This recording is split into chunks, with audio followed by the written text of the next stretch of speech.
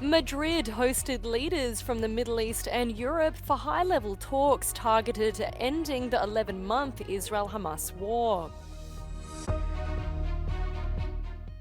Ukraine launched new surprise attacks into Russia's Kursk region. EU finance ministers met in Budapest to discuss climate policy, the aging population, and the green transition.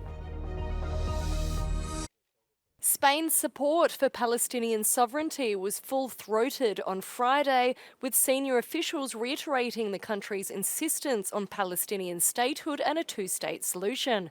Madrid hosted leaders from the Middle East and Europe for high-level talks aimed at ending the 11-month Israel-Hamas war. La vía es clara. La aplicación de la solución de dos estados es la única vía para garantizar una paz justa y duradera en la región a través de la coexistencia en paz y en seguridad del Estado de Palestina y del Estado de Israel.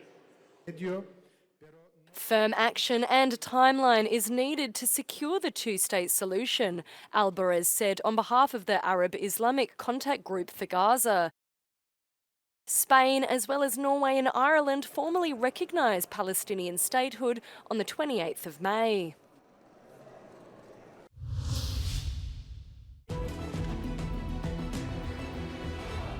Ukrainian forces launched additional surprise attack into Russia's Kursk region, tens of kilometers away from its salient and from Russia's counteroffensive.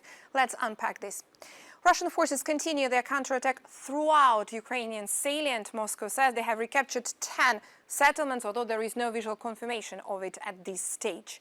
And while Ukrainian forces are trying to defend their gains there, they have also launched additional attacks outside of the salient, making gains in Glushkovsky district here. Geolocated footage indicates that Ukrainian infantry have advanced across the border and into southwestern Tetkino, about 40 kilometers southwest of the current Ukrainian salient into Kursk region. Ukrainian armored vehicles and infantry bypassed Russians' dragon teeth anti-tank obstacles on the border southwest of Novy Puch, indicating that Russian forces were not prepared to leverage the obstacles to repel cross-border Ukrainian assaults. Earlier on Thursday, Volodymyr Zelensky announced that Russian counterattack in Kursk was anticipated by Kyiv and, moreover, is going according to the Ukrainian plan.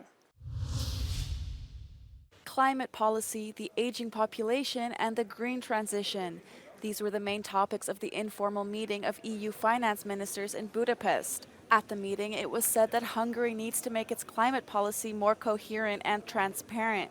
The Hungarian finance minister stressed that the country wants to do this in a way that also contributes to competitiveness. Az volt szerintem az új elem a mai beszélgetésben, hogy arról tudtunk szót váltani, hogyan lehet mobilizálni a meglévő rendelkezésre álló jövedelmeket, és hogyan lehet egyszerre nem csak a zöld, hanem a más típusú befektetéseket is növelni, hiszen Európának erre is szüksége van a gazdasági növekedés érdekében. A mostani egy informális találkozó volt, döntések tehát itt most nem születtek, azonban a résztvevők nagy számát, valamint azt a tényt, hogy a legtöbb tagállam ezúttal magas szinten képviseltette magát, a magyar uniós elnökség mindenképpen sikerként értékeli. Kónya Rita, Euronews, Budapest. Authorities in Bulgaria say they have seized a record 125 kilograms of gold at a checkpoint on the border with Turkey.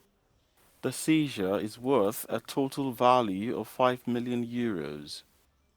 According to Bulgaria's customs agency, the smuggled gold was hidden in a car leaving Bulgaria on its way to Turkey.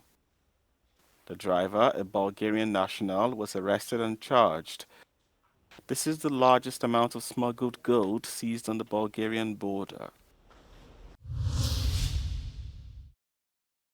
UN humanitarians are rushing to assist newly displaced people in northeast Nigeria after torrential rains caused a dam to collapse and flood the area.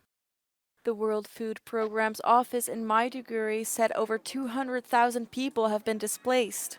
The WFP has opened soup kitchens to provide hot meals, but says more assistance is needed. The UN's food agency says that it needs $147.9 million to support food insecure people over the coming 6 months.